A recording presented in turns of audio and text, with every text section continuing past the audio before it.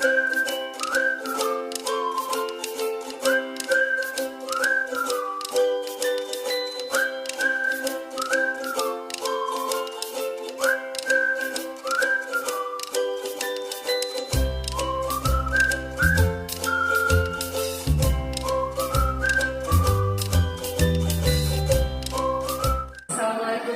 wabarakatuh. Selamat pagi Ibu Siti.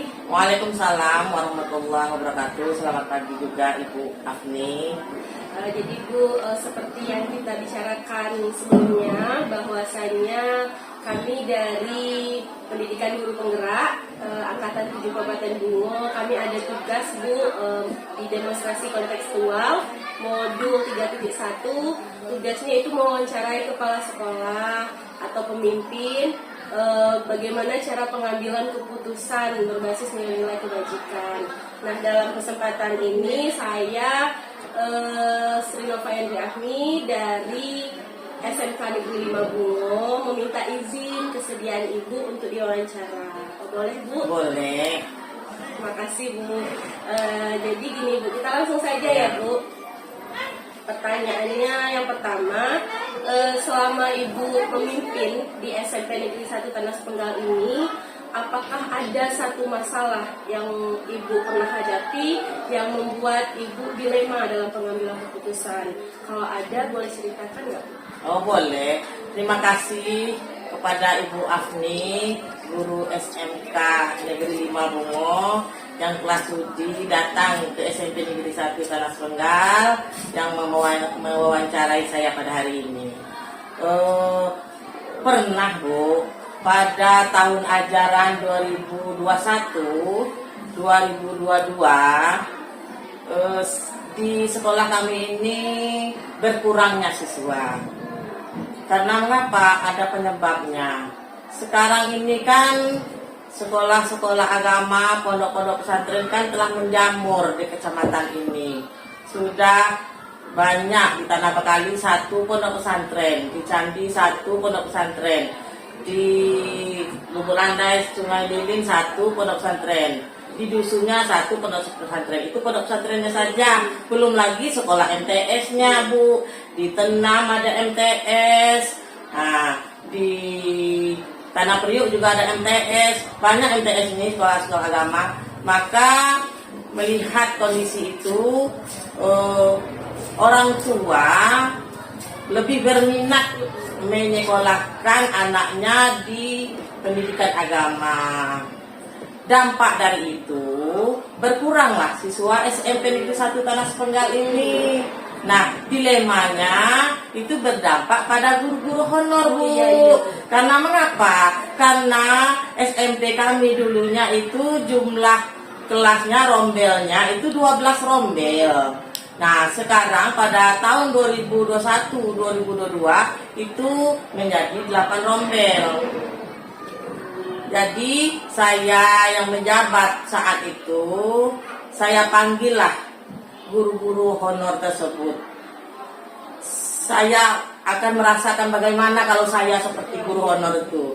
Maka saya suruhlah curhat guru-guru tersebut, mendengar keluh-keluhan guru tersebut. Maka kami rapatlah dengan guru yang lain, bagaimana nasib guru honor ini. Kasihan Bu, karena mengapa Bu? Ada salah satu guru honor tersebut yang sudah mengabdi di SMP ini selama 18 tahun. Guru tersebut potensinya bagus, rajin, jujur, nah baik selama dia bertugas sebagai guru honor di sini. Maka adalah masukan-masukan dari guru tersebut. Guru-guru yang saat itu rapat menyebutkan, Bu, koordinasilah dengan sekolah lain yang gurunya kurang. Nah, maka saya sebagai pejabat saat itu, saya ajak guru honor tersebut berdiskusi bagaimana kalau sekolahnya ini dekat domisili tempat tinggalnya. Mengingat Bu, guru honor itu kasihan kalau sekolah yang dituju jauh dari rumahnya, berapa pengeluarannya sehari. Nah, maka saya dengan kepala sekolah yang mau dituju berdiskusi, menanyakan bisa tidak menerima guru tersebut. Ternyata beberapa sekolah yang dituju mau semua menerima guru tersebut, Bu. Nah, itulah dilema yang pernah saya hadapi.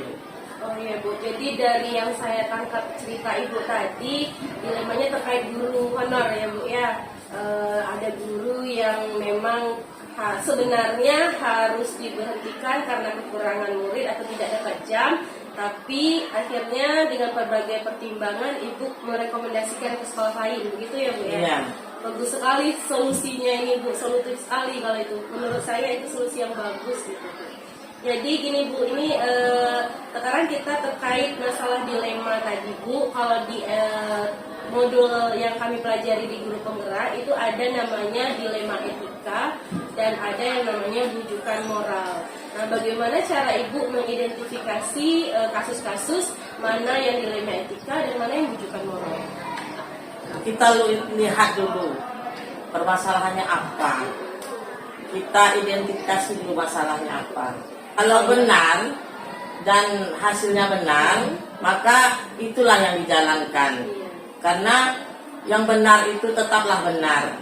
Nah, itu saja Bu yang dapat saya jawab. Ya, ini sama dengan yang model kami Bu, kalau dilema etika itu benar lawan benar gitu. Ya. Itu keputusan kita benar, di satu sisi benar juga. Ya. Sementara dilema dibujukan moral itu antara kebenaran lawan salah. Itu kan jelas ya Bu ya, mana yang harus kita ambil. Berarti Ibu fokusnya menilai nilai-nilai itu dulu ya Bu ya. Baik Ibu, selanjutnya dalam pengambilan keputusan di sekolah ini, Bu, di mana ada dua kepentingan yang sama-sama benar tadi, atau kita sebut dilema etika tadi. Bagaimana cara Ibu mengambil keputusan jika ada dua kebenaran gitu yang harus Ibu pertimbangkan? Ya, saya di sini menerapkan kepada guru-guru di sini menjunjung tinggi kejujuran, keadilan, apalagi kita sama-sama guru, kebersamaan. Itu yang lebih penting, yaitu kebersamaan. Maka dari itu, kalau kejujuran, keadilan, kesetiakawanan, nah kan kita sama-sama teman, anggaplah kita sama-sama senasib. Nah, maka kesetiaan kita, kebersamaan kita, sosial kita, itulah yang saya terapkan selama menjabat di sini. Supaya apa? Supaya betah, supaya senang dalam menjalankan tugas guru-guru tersebut. Nah, itulah Bu. Berarti di sini dalam pengambilan keputusan Ibu Siti menjunjung tinggi nilai-nilai kebajikan gitu ya Bu ya, untuk guru-guru di sekolah ini. Selanjutnya kita bicara langkah atau prosedur Bu.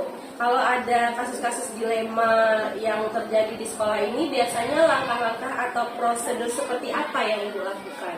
Yang pertama, saya konfirmasi dulu masalah tersebut kepada guru yang lain. Kalau saya belum puas dengan hasil yang tadi yang sudah saya konfirmasikan, yang ada masukan dari guru-guru yang lain, saya juga akan berkonfirmasi atau melaporkan kepada Korwil karena merupakan rekan kerja. Nah, itu saja Bu yang dapat saya sampaikan. Berarti Ibu pertama mengkonfirmasi, mencari tahu dulu lah ya Bu ya, fakta-faktanya, terus Ibu tanya ke guru-guru, berarti ada semacam rapat gitu ya Bu, koordinasi, dan terakhir keputusan Ibu koordinasikan juga dengan Korwil begitu Bu. Nah, selanjutnya dalam pengambilan keputusan itu, hal apa yang menurut Ibu efektif untuk diterapkan dalam kasus-kasus dilema etika? Kalau kita menghadapi kasus dilema, kita tidak bisa berdiam diri. Kita dituntut saling keterbukaan, saling percaya, ada komunikasi yang baik antara guru, kepala sekolah, dan atasan kita atau Korwil. Dengan hubungan yang baik antara mereka tersebut, insya Allah masalah tersebut akan terselesaikan dengan baik.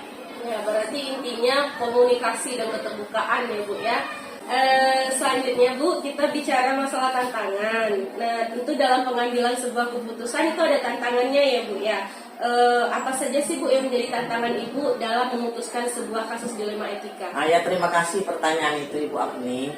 Saya lihat semua guru honor di sini itu potensinya bagus. Tadi kan ada yang honornya sudah lama, yang hampir 18 tahun. Malah semuanya itu merupakan tulang punggung keluarga. Kasihan kalau dipecat. Maka tantangannya itu betapa susahnya mencari di sekolah lain yang sesuai jam guru tersebut. Nah, maka untuk itu saya berilah solusi kepada guru tersebut. Guru si A pindah ke SMP itu, guru si B pindah ke SMP itu, supaya mendapat jam mengajar, supaya tidak berhenti mengajar sebagai guru honor, Bu. Berarti Bu Siti di sini tantangannya mencari solusi yang tepat gitu ya, Bu Siti ya. Tapi alhamdulillah solusinya kemarin itu bisa Bu. Bisa, sudah pindah semua sesuai dengan jurusannya ya. Alhamdulillah ya Bu ya. Selanjutnya Bu, kalau jadwal Bu gimana? Apa Ibu punya tata kala atau jadwal-jadwal khusus gitu Bu untuk menyelesaikan kasus dilema etika ini? Atau Ibu menyelesaikannya secara spontan, menyelesaikan langsung di tempat, dan prosedurnya seperti apa Bu? Terima kasih. Biasanya kalau ada terjadi dilema seperti itu, saya tidak mempunyai jadwal.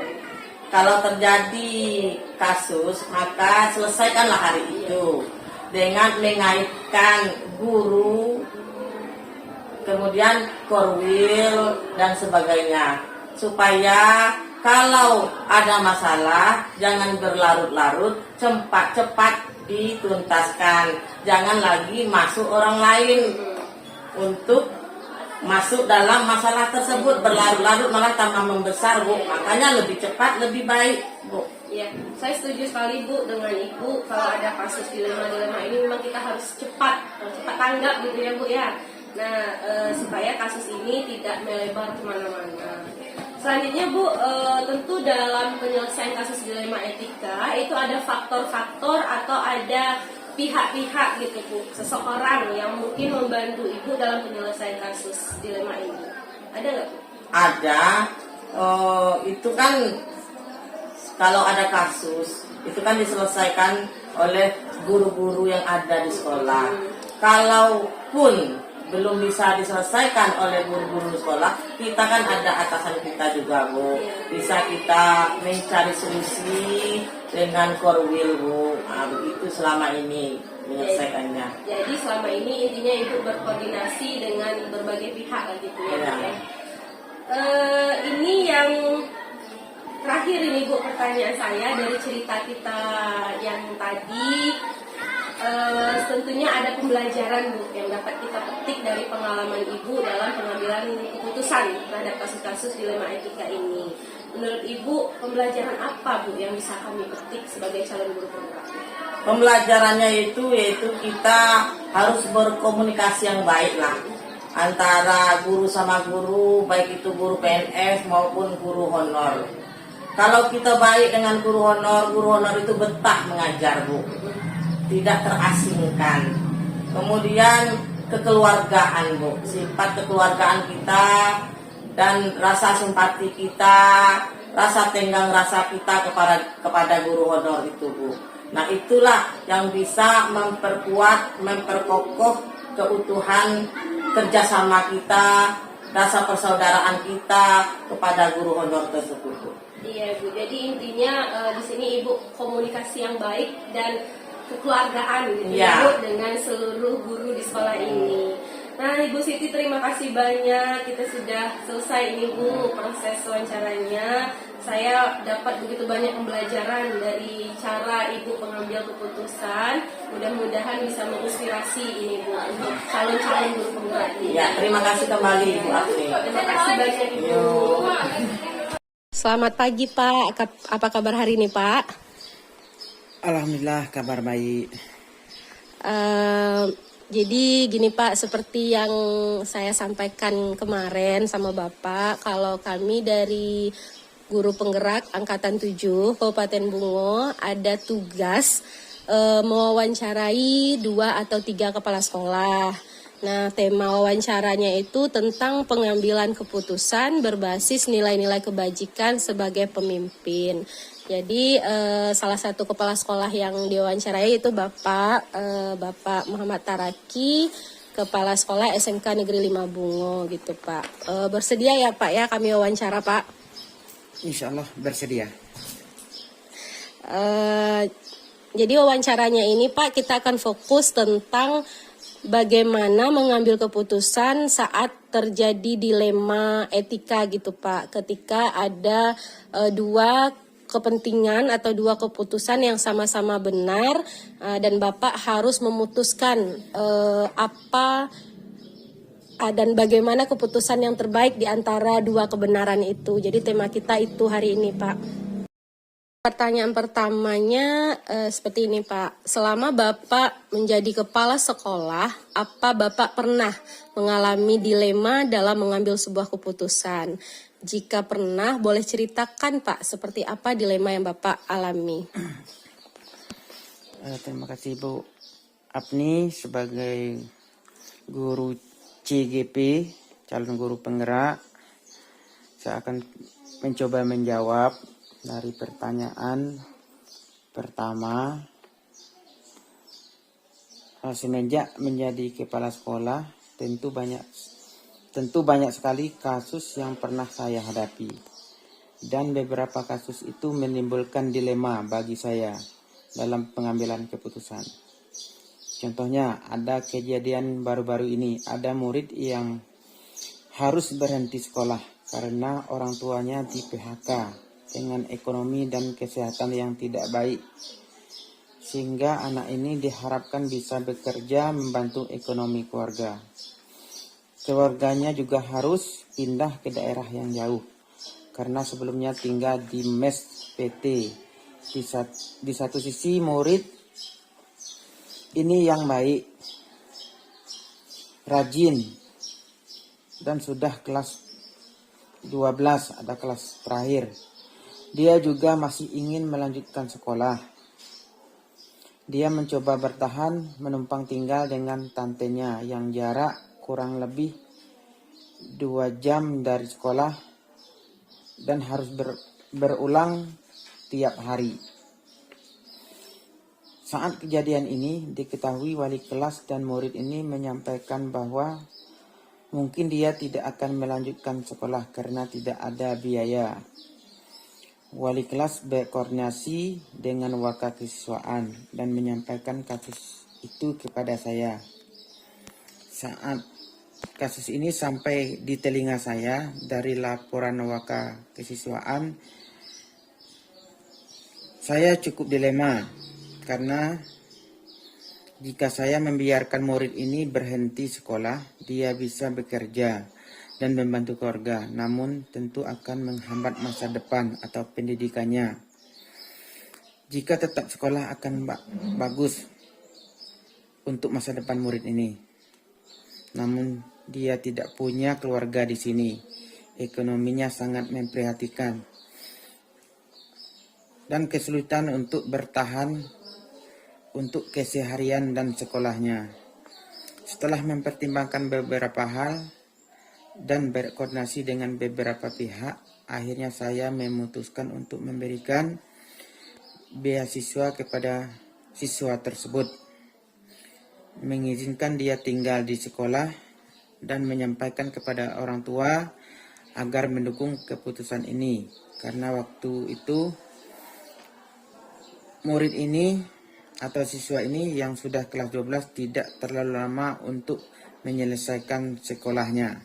Jadi cukup dilema ya Pak, karena ini menyangkut masa depan siswa juga ya Pak ya. Nah kalau ini Pak, bagaimana cara Bapak mengidentifikasi kasus-kasus itu, apakah merupakan dilema etika atau bujukan moral Pak? Selama ini biasanya untuk menentukan kasus-kasus yang merupakan dilema, etika, ataupun bujukan moral, saya akan berfokus pada nilai-nilai yang terkandung dalam setiap situasi. Seandainya kasus yang saya hadapi adalah memutuskan antara dua kepentingan yang sama-sama benar, berarti saya sedang menghadapi dilema etika. Namun jika ada kasus di mana nilainya antara benar lawan salah, itu merupakan bujukan moral. Biasanya bujukan moral ini kasus yang jelas ada pelanggaran di dalamnya. Jadi intinya ada di nilai-nilai yang terkandung ya Pak. Jika benar lawan benar berarti kasusnya dilema etika, dan jika benar lawan salah itu jelas-jelas bujukan moral. Begitu ya Pak ya? Yeah. Nah, ini pertanyaan ketiga, Pak. Selama ini, bagaimana Bapak menjalankan pengambilan keputusan di sekolah Bapak? Terutama untuk kasus-kasus di mana ada dua kepentingan yang sama-sama benar atau sama-sama mengandung nilai kebajikan. Ketika ada dua kepentingan yang sama-sama benar, tentunya kita harus menimbang kebenaran yang bersifat objektif, bukan secara subjektif. Kadang yang menurut kita benar belum tentu benar secara umum. Jadi sebagai pemimpin kita harus objektif menilai kebenaran ini.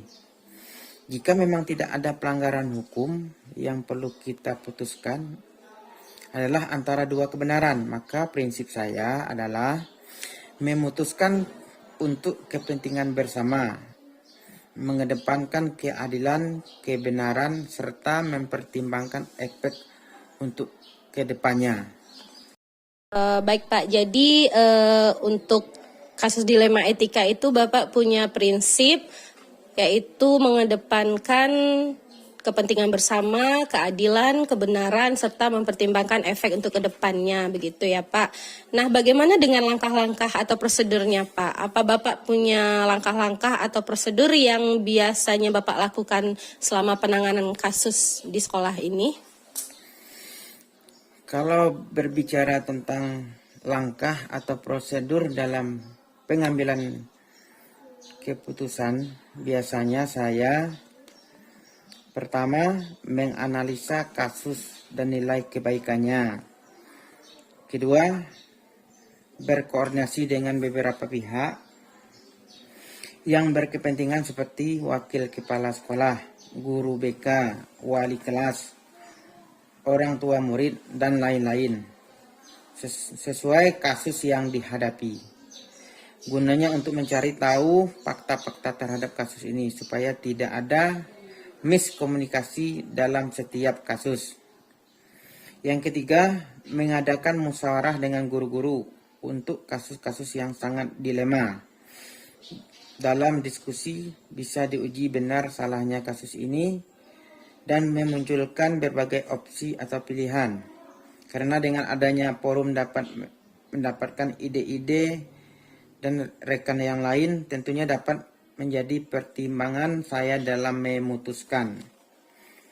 Terus yang keempat, membuat keputusan dan meninjau ulang untuk menjadi pembelajaran jika ada kasus serupa di kemudian hari. Nah, baik Pak, berarti ada beberapa tahapan atau langkah-langkah dalam Bapak menyelesaikan permasalahan gitu ya Pak ya. Bagaimana dengan langkah-langkah tadi Pak? Menurut Bapak, hal-hal apa saja yang selama ini Bapak anggap efektif dalam pengambilan keputusan pada kasus-kasus dilema etika? Kalau hal yang efektif dalam pengambilan keputusan adalah dengan komunikasi dan koordinasi dengan pihak-pihak yang terlibat. Karena dengan komunikasi yang efektif, maka akan mengurangi dilema yang ada. Dan juga kita harus memperhatikan prioritas kita, nilai kebenaran mana yang harus ditonjolkan tentunya tidak bisa selalu sama, namun tergantung situasinya. Nah, baik Pak, berarti intinya komunikasi dan mempertimbangkan nilai-nilai kebajikan mana yang harus ditonjolkan gitu ya Pak ya. Sekarang kita bicara tantangan Pak. hal-hal apa saja yang selama ini merupakan tantangan bagi Bapak dalam pengambilan keputusan pada kasus-kasus dilema etika ini? Kalau selama ini tantangan bagi saya sebagai seorang kepala sekolah atau seorang pemimpin, ya harus siap dikritik. Kadang keputusan yang kita buat sudah dipikirkan matang-matang dengan berbagai pertimbangan. Kebaikannya masih saja dianggap tidak bijak. Akan selalu ada pihak-pihak yang merasa dirugikan. Oleh karena itu, tantangannya menyiapkan mental dan terus belajar agar menjadi pemimpin yang bijak. Terima kasih. Ya, jadi tantangan pemimpin ini harus siap dikritik begitu ya Pak ya. Karena akan selalu ada orang yang mengkritik kita meskipun sudah benar kebijakan itu. Untuk pertanyaan selanjutnya Pak, apakah Bapak memiliki sebuah tata kala atau jadwal tertentu dalam sebuah penyelesaian kasus dilema etika?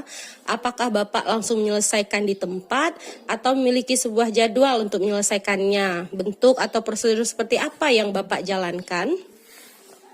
Kalau jadwal untuk penyelesaian kasus dilema etika, tidak ada jadwal khusus.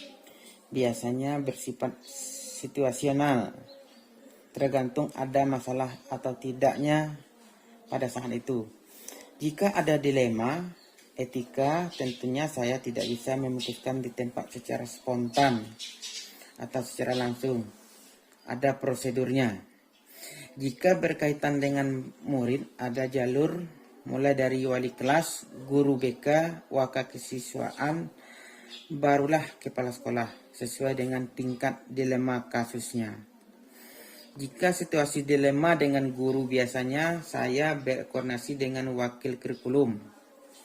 Intinya kalau menghadapi dilema etika, saya tidak bisa secara instan memutuskannya. Harus ada analisa dan pertimbangannya sebelum menentukan keputusan itu. Terima kasih.